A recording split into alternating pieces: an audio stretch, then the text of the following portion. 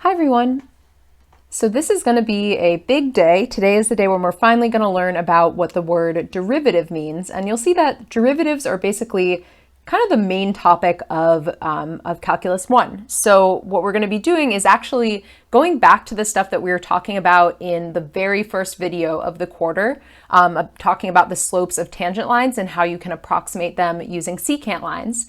So we're going to revisit that idea, but now that we've learned all about limits, we'll see that we basically have tools to calculate the slopes of tangent lines better than we did before, kind of in a more official way. So just to remind you, and let me pull up this Desmos thing. So the way that we were talking about how to find the slope of a tangent line. So here on this picture, the function is f of x is equal to x squared. So that's the parabola that's graphed in black. And then in green, I have the actual tangent line at x is equal to 1 graphed. And then this other part, so see we have this dotted line in red, this is a secant line between two different points on the graph. So right now I have it about at between x is equal to 1 and x is equal to 2. And so what we saw on that first video in the quarter is that basically if you take this second point on the secant line and you bring it closer and closer to x is equal to 1, then what's going to happen is the secant line, its slope is going to start looking more and more like the slope of the tangent line, right? So like the closer I bring this point in, the more and more that red line starts to look just like the green line. And then same thing when you go from the other side. So we were typically doing values that were above 1, but it would also work to do values that were below 1. So coming in this way, again, we see the closer we bring this point to x is equal to 1, the closer the secant line gets to the tangent line. And so basically, we can use the language of limits to describe this idea. So let me just sketch something on this as well so that I can kind of refer to it. So we're looking here again at the function f of x is equal to x squared.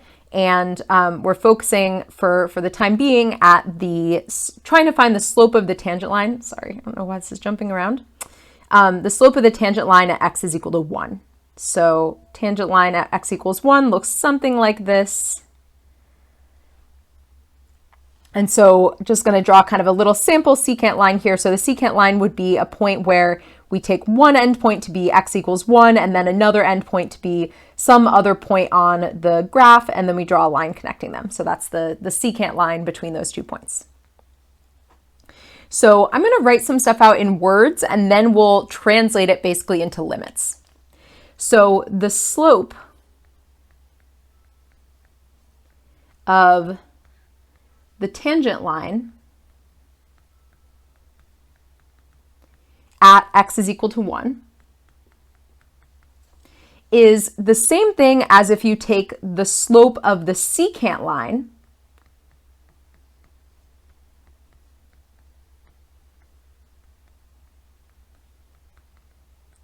from x is equal to 1 to x is equal to b. So b I'm just using to stand for like some other number. And basically bringing b closer and closer to a.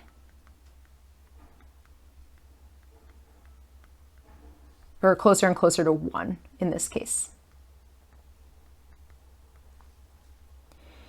And there's kind of another way that we can say this that we're going to be doing in our limits, which is, so if we want this second value, b, so right now if we look at this picture, basically it looks like b is this number here, right? Because that's the x value where we're drawing the secant line to. Because it's close to 1, instead of calling it b, we could call it 1 plus, and the letter that is typically used here is h. So h basically just represents some small extra value past your original point, right? So 1 is where we have the left endpoint of the secant line, and then the right endpoint of the secant line is somewhere past 1. So it's 1 plus something. And by the way, h could be a negative number as well, and that would just mean that we would have a secant line like this. So just like we talked about in looking at Desmos, the secant line could also be using points on the left. So plus h doesn't necessarily mean that you're to the right. H could be a positive or negative number. So I'm going to rephrase this sentence or this phrase that I just wrote out, but now I'm going to, instead of saying B, I'm going to say 1 plus H. So it's the same as doing the slope of the secant line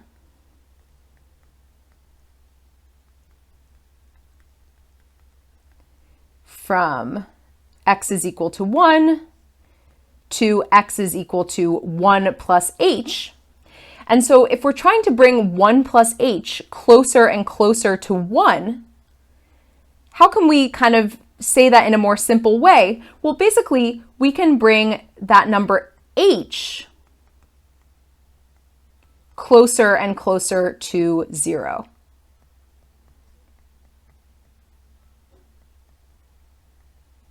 So I want to pause here for a second because this is really important to understand. So all we're saying here is that same idea that we've been talking about since earlier in the quarter. We're just now, instead of saying, oh, we're taking the secant line between, A and B, we're saying, okay, we're taking the secant line between this one value and then this one value plus some extra. And then how can we describe in kind of the simplest way possible this idea of bringing that second point closer to the first point? Well, H is supposed to be the difference, right? H represents like the difference between the first point and the second point. And so if we take that difference and we bring it closer and closer to 0, that will have the effect of bringing the second point closer to the first point. Okay, so if you can understand that and how that relates to everything we're talking about, now we're ready to write this as a limit. So I'm going to write some stuff out in kind of a different order. So let's start with, I'm going to leave some space here to write something in, but let's start by actually writing the slope of the secant line from 1 to 1 plus H. So how do you find the slope of a line in general? You do the y values minus the x values, right? And so if one of our x values is 1 and the other one is 1 plus H, well, when we plug them into the function, we get f of 1 plus H minus f of 1. So that's just, basically subtracting the y values, where we're taking these 2 points, this point, and we're subtracting their y values. So one of them you would get by doing f of 1, the other one you would get by doing f of 1 plus H. And then in the denominator, we subtract the x values. And so what are the x values? Well, they're 1 plus H is the first x value, and then 1 is the second x value. And then how can we kind of summarize this idea of bringing H closer and closer to 0? Well, we have a word for that, right? That's a limit. So we can write this as the limit as H approaches 0. So I'm just going to kind of write a couple of things down here to make sure you understand where everything's coming from. So this part is, the limit part is reflecting the fact that we're bringing the second point closer and closer to the first point. Right? Because as we bring H closer to 0, that brings 1 plus H closer to 1. And then where does this part come from? This comes from the slope of the secant line.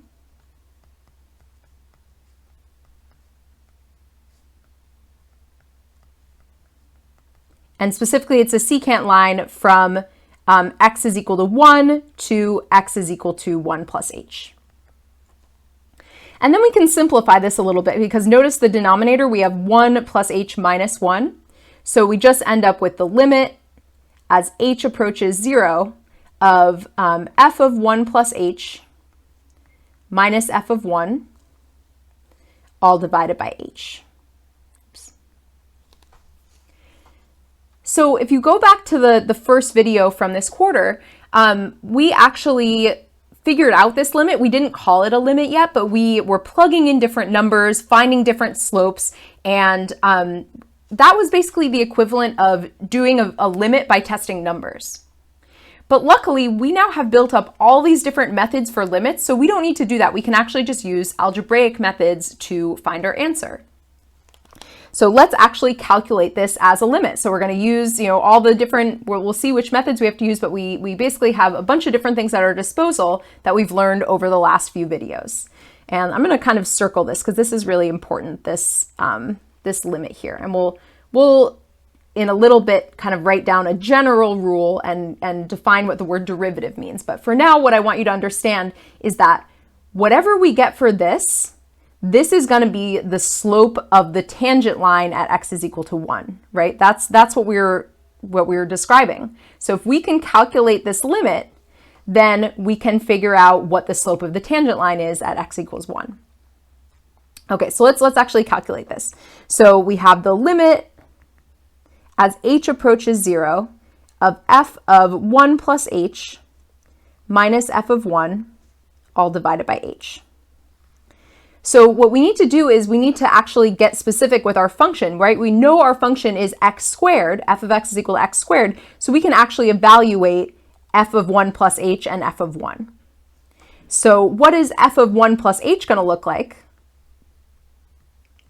Well, it's going to be 1 plus h squared, right? Like anytime you have a function and you're evaluating that function, you just take whatever's inside the parentheses and do the function rule to it. So in this case, our function was whatever's in your parentheses, you take that thing and square it. So in this case, we just take 1 plus h and we square it. And then we do 1 squared. And then on the bottom, we have h. So now we can expand things, and we'll see that this is going to be one of our, I think we called it expand and simplify limits.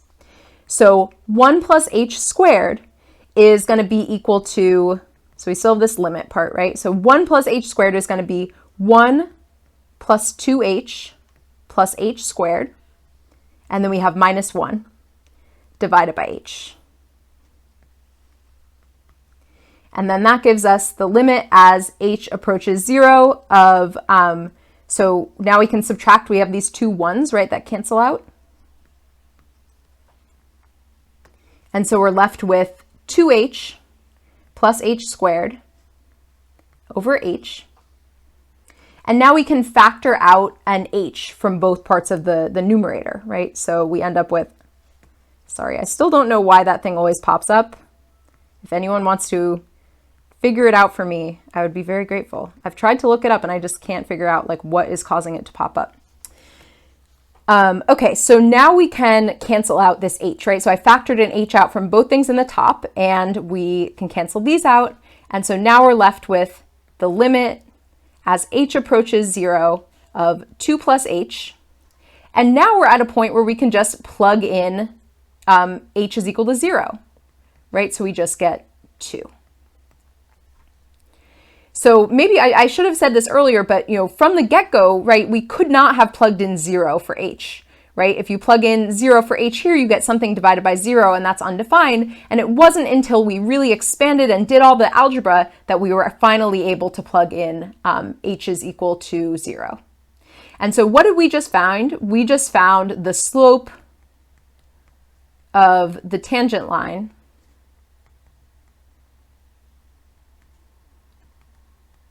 at x is equal to 1.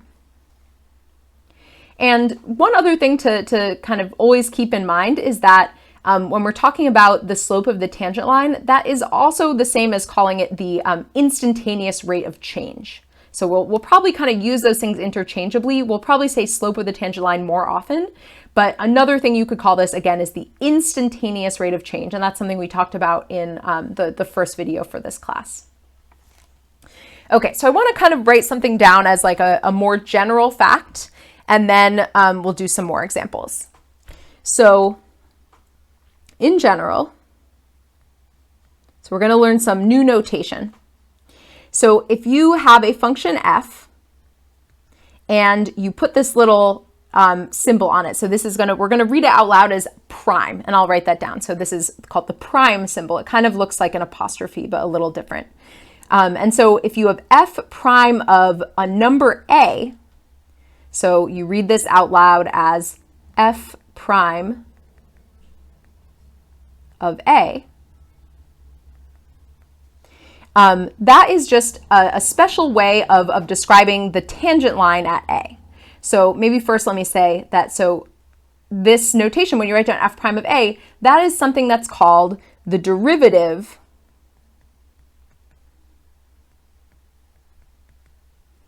of f of x at a, or you could say at x is equal to a. And so what does this mean? What is this derivative of f of x a? What does that mean? It's just the slope of the tangent line. It's just a shorthand way of writing down the slope of the tangent line.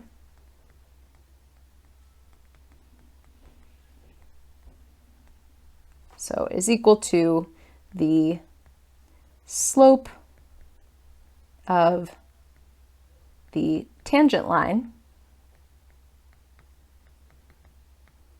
at x is equal to a. So just to give an example, we just did one above, right? So with the function above, if f of x is equal to x squared, then we just found that f prime of 1 was equal to 2. Because as we saw, that the tangent line at x is equal to 1 has a slope of 2. So basically it's just like, instead of having to write that whole sentence, say, oh, the slope of the tangent line of the function at this point, you can just say this one brief statement.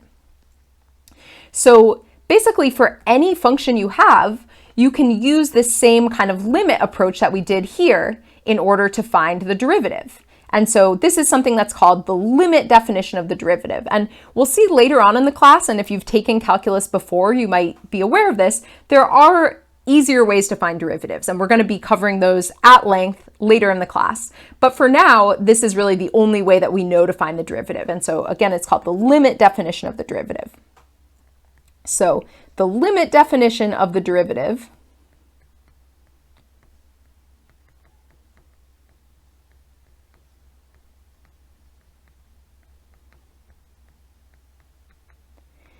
says that if you're trying to find the slope of the tangent line, or f prime of a, so f prime of a, it's going to be equal to the limit as h approaches 0 of f of a plus h minus f of a, all divided by h.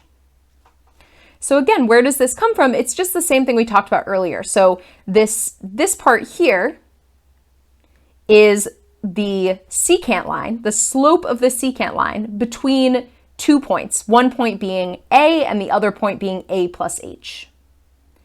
And once you have that slope of the secant line, well, you want to bring that second point closer to the first point, and that's where this limit part comes from. So I'm going to put this in a box because this is, again, really important. This is something you definitely want to, I hope understand, but you want to, if nothing else, have it memorized. Okay, so I want to do a couple of examples, and we'll basically see how all the different, or not all the different, but at least some of the different limit approaches to limits that we've covered. We'll see how those actually come into play right now. So let's say that we're trying to find, so f of x is equal to square root of x plus 1. So let's try to find f prime of 3. And then I also want to answer the question of whether the function is increasing or decreasing at x is equal to 3. But I'll write that down when we get there. Okay, so how do we find f prime of 3? Well, we go to that limit definition. So we're taking the limit as h approaches 0 of f of 3 plus h minus f of 3, all divided by h. So for some of these functions, I think, when we did the last example, I just kind of when we did f of 1 plus h, I just kind of like wrote it into the limit. But in some cases with these functions, they're a little bit more complicated. So I'm going to kind of go off to the side so that we can evaluate what f of 3 plus h and f of 3 are. So let's go over here.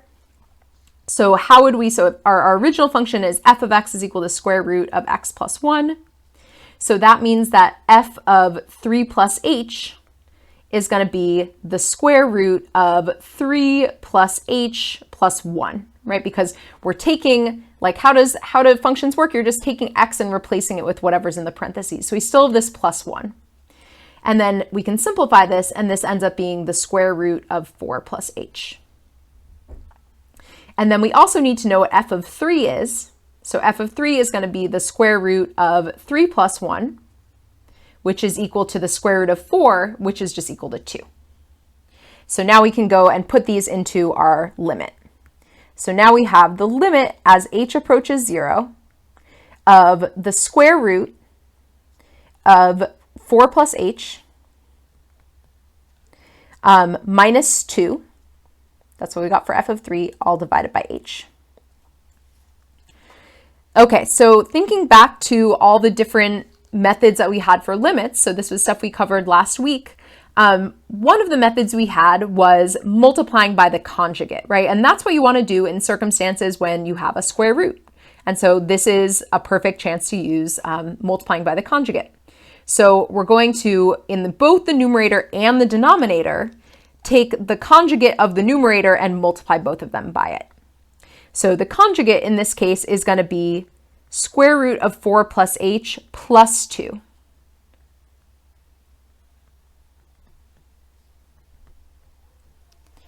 Okay, so what happens when we do that? Well, rather than kind of go and multiply everything out, I think the easiest thing is just to remember kind of this difference of squares rule. So when you take these two expressions, so the numerators, and multiply them together, they're the same except for that one has a plus and one has a minus. And so what's going to happen is that you'll basically have just the first two things multiplied together. So square root of 4 plus h times square root of 4 plus h will just give you 4 plus h, right? Because the square roots cancel out.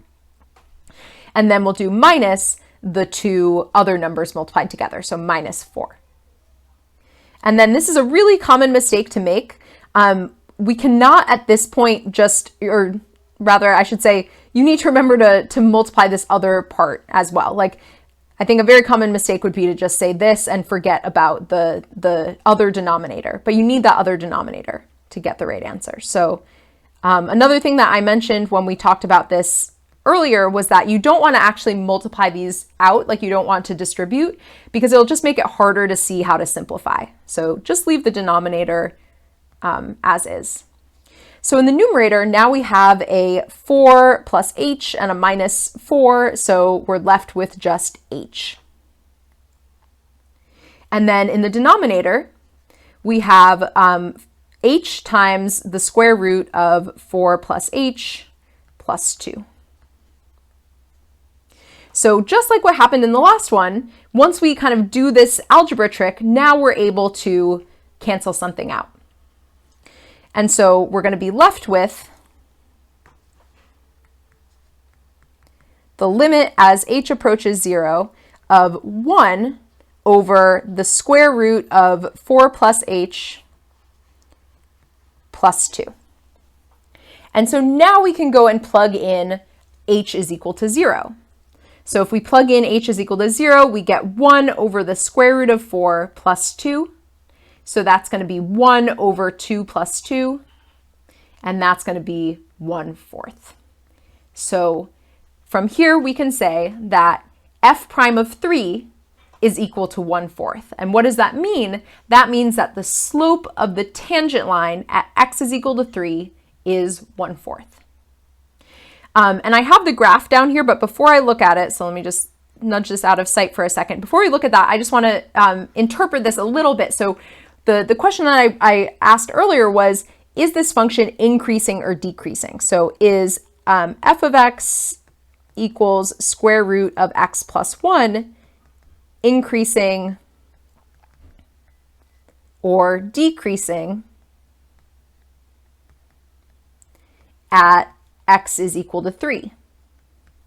And so basically, think back to what we've talked about. If a slope is positive, that means that the function is increasing. If a slope is negative, that means it's decreasing. So we just found that f prime of 3 is positive, right? It's positive 1/4.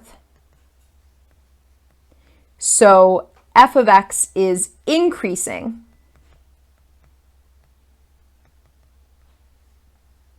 at x is equal to 3. And we'll see that this is actually like one of the most important things about derivatives is that they do tell you whether your function is increasing or decreasing. And later on, we'll see some applications of this and basically see how it's a really useful fact. It's one of the main kind of purposes of derivatives. So let's just take a quick look at the graph just to kind of verify that that slope looks reasonable.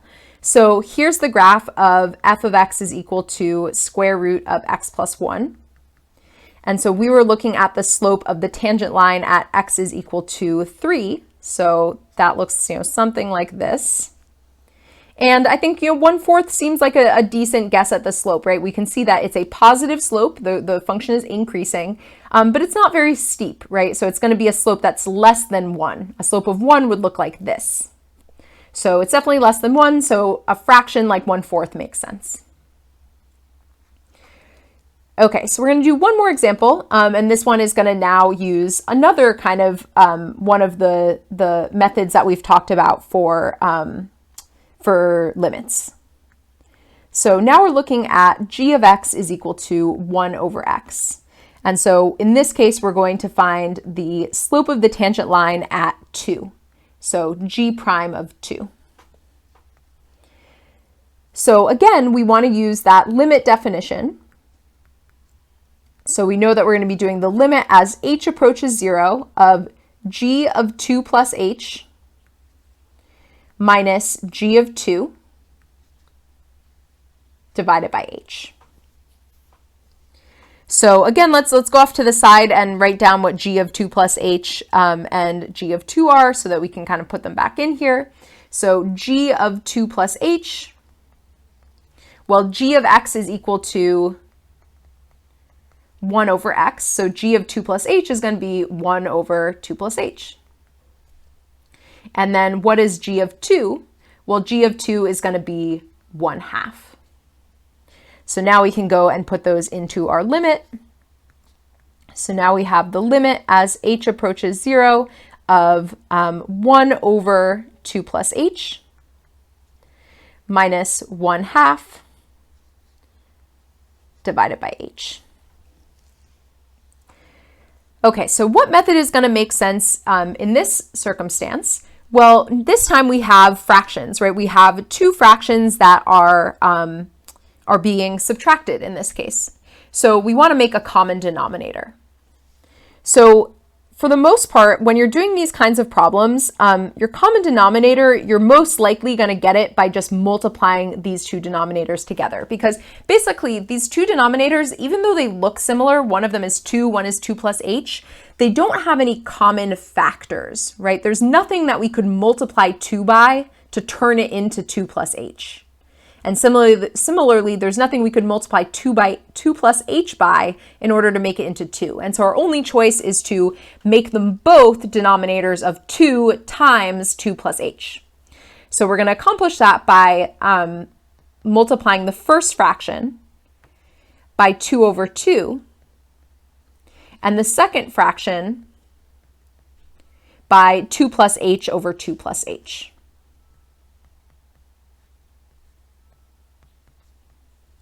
And then we don't have to do anything in the denominator in this case because basically we didn't do something. So if we had done something to the entire numerator, well, then we would have to do it to the denominator as well. But what we really did is we just kind of treated we focused on each of these fractions and did the same thing to the numerator and denominator of those.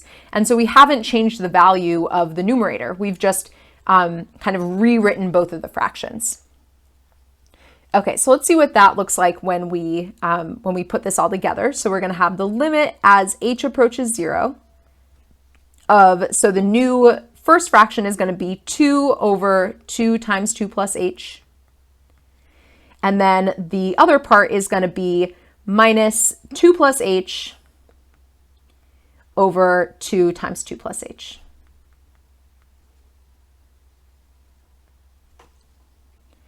Okay, so now we can combine these into one fraction, and let me not spoil it for you and move that out of the way. So now we're going to have the limit as h approaches 0. So in the numerator, so this is one place that I think students can very easily make a mistake. When we're subtracting 2 minus 2 plus h, you have to put parentheses around this. So we're going to be doing 2 minus the entirety of that numerator. So we're putting parentheses. Or you could just, jump straight to the step where it's distributed, but I'm just going to write that step out to really emphasize it. Okay, so now let me distribute that negative sign and we'll see what we have to work with. So we're going to have 2 minus 2, which is 0, and then we're going to have negative h. So we're left with negative h over 2 times 2 plus h, all divided by h. So there's one kind of last sort of trick to do, which is that when you're dividing by h, that's the same thing as multiplying by 1 over h, right? And that's a really common algebra trick that it's definitely good to be aware of, because it helps us to simplify when you have a fraction divided by another fraction, basically, or divided by anything really. Any kind of division involving fractions, it's usually a good idea to rewrite the division as multiplying by the reciprocal. So we're going to multiply by 1 over h. Now that allows us to cancel out this h. And so we're finally going to be in a situation where we can actually plug in h is equal to 0. So we're going to be left with negative 1 divided by 2 times 2 plus h. And so this is the first step in which we don't have just an h in the denominator anymore, right? So now we can plug in 0. So if we plug in 0, we get 1 over 2 times 2 plus 0. And so that is negative 1/4. So that is the slope of the tangent line to this function at x is equal to 2. And so this tells us that f of x is, or g of x, I guess it was, is decreasing at x is equal to 2 because the slope of the tangent line, g prime of 2, is a negative number. And we'll see what that looks like in the graph. So here's the function. Oh, okay. So here's the function. We're looking at x is equal to 2, so that's here. And the slope of the tangent line, this tangent line should look something like this. So again, we can see that it's not very steep. It's less steep than negative 1, but it is going down. And so negative 1/4 seems like a pretty reasonable slope. Okay, so that's it for this video. The next video will be pretty short, I think. So the next video will be about finding the equation of the tangent line. So now we know how to find the slope of the tangent line, but just like any line, you can write an equation. So we're going to learn how, if you wanted to write the equation for this line in green, how to actually go about doing that. So I'll see you in the next video.